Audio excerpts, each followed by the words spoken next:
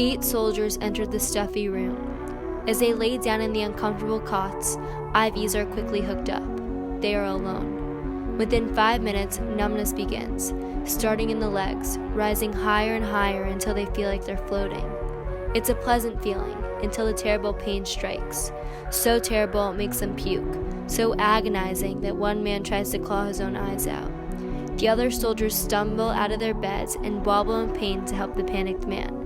Meanwhile, a nurse stands in the corner, taking notes, making no attempt to help them. This is Edgewood Arsenal. Edgewood Arsenal was a military facility that conducted a top-secret operation from 1948 to 1975. It was created because of tensions between the U.S. and Russia leading up to the Cold War. The U.S. wanted to make a weapon just in case they were ever attacked.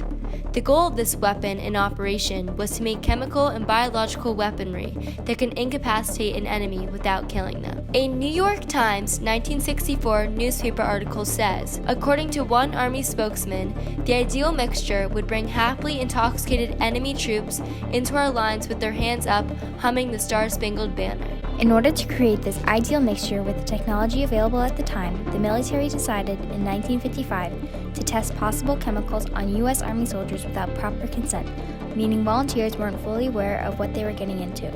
This made Edgewood's operation classified, as they didn't want the general public to know that they were using their own soldiers as test subjects. The American military site in Maryland was the location of various triumphs in military technology during the 1950s. Still, Edgewood Arsenal conducted tragic medical experimentation on volunteer soldiers that scarred the site for years to come. Even so, today, some leaders and participants regard the program and its outcomes as a triumphant success in the fields of psychochemical warfare and medicine. Edgewood scientists created a lot of new military and chemical warfare technology. For instance, they invented a machine that makes beeping sounds if chemical nerve agents are in the air, as well as developed new and improved gas masks to further individual protection. Gas-protecting clothes were also made to protect soldiers fighting in combat. Scientists even researched and developed medical treatments for those exposed to certain nerve agents, as well as invented artificial respiratory technology. Edgewood is said to have contributed over 300 triumphant discoveries, studies, and technology to chemical core research in the Army Chemical Center. However, test subjects were used to make sure these products worked as well as discovering the main goal of the operation. The treatment and impact these soldiers received truly exposes the tragic effects of Edgewood. According to Eric Muth, a test subject, exposure to toxic chemicals was tremendously painful. Burning sensations, stinging of the skin and eyes, retching. One time we had this thing called DM, and it was an arsenic, and you couldn't help but puke. After his time at Edgewood, he settled down locally in Milford, Connecticut with his family, and worked as an optometrist until he started feeling the effects of the tragic experiments he was put through. I have some problems. I'm a 100% disabled veteran. And so yeah, it did affect my health. Edgewood had tragic components from the start. Soldiers were immediately misinformed when just signing up to volunteer. Eric Muth confirms this. We did not have informed consent, no. Even on this recruitment poster, the operation claims to be looking for medical research volunteers. There's no mention of chemicals or gases being used. This made Edgewood appealing, even more so the benefits to its volunteers. Overall, it appeared to be an attractive military job for those who weren't interested in active combat. Muth volunteered twice because of this. I volunteered a second time, but that time things went a little askew. I had drugs, and they did not tell us about that. Later, Muth found out he was exposed to THC, a form of marijuana that is 50 times the strength of the average street jug. I had it continuously for 3 days, and I was in and out of consciousness during all that time. Muth also experienced many hallucinations. Over my own body, which was like an operating room or a gurney, and there were white coat guys all around me, obviously doctors, and behind them was a group of officers observing what was going on and what my reactions were to things. Day after day, he was put through these tests, some in the form of shots, and others where he was put into rooms filled with toxic gas. A gas mask was the only form of protectant against these substances. Mind-boggling, because you think, well, this mask is protecting me, but it wasn't at all, and before you know it, you're on the floor. it was unknown if these products actually protected one when exposed. Muth, along with 7,000 other soldiers, were used as guinea pigs to find out.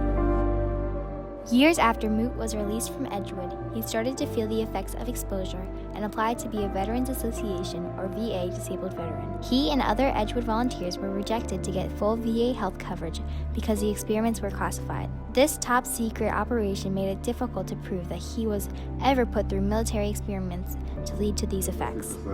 But it took like almost 10 years to get to the 100% disability proven, you know. Yeah. And you can't prove something if you don't have the adequate records to prove it. Edgewood participants took a vow of secrecy, meaning that they were forbidden to talk to anybody about what happened at Edgewood, including their doctors. This not only made it impossible to prove that Edgewood human experiments actually happened, but tragically was detrimental to the veterans' health. Their doctors were ill-equipped to treat them as they did not have the full story. This also made it extremely difficult to receive VA disablement, an important requirement in receiving healthcare from the Veterans Association. Many soldiers sadly passed as a result of this ill consideration. If the oath had been lifted earlier, they could have gotten the proper healthcare they needed to survive. Instead, thousands have died without even proof that they were ever harmed by the military. A widow of a participant claims, "I have seen animals at shelters get better care than force received from the VA." These soldiers suffered remarkably through tragic experiences within Edgewood and have been bearing the life-wrenching effects since. In 2009, Edgewood veterans sued the VA to receive all the information regarding the chemical agents they were exposed to and asked for permission to tell their doctors what they had endured. Fortunately, it was a triumphant win. The lifted contract helped veterans become 100% VA disabled with full healthcare coverage. The lawsuit not only gave Edgewood veterans more freedom and opportunity, but also brought awareness to what took place nearly 50 years prior. After everything they went through, Moot, and along with his participants, did not want to be lost in history.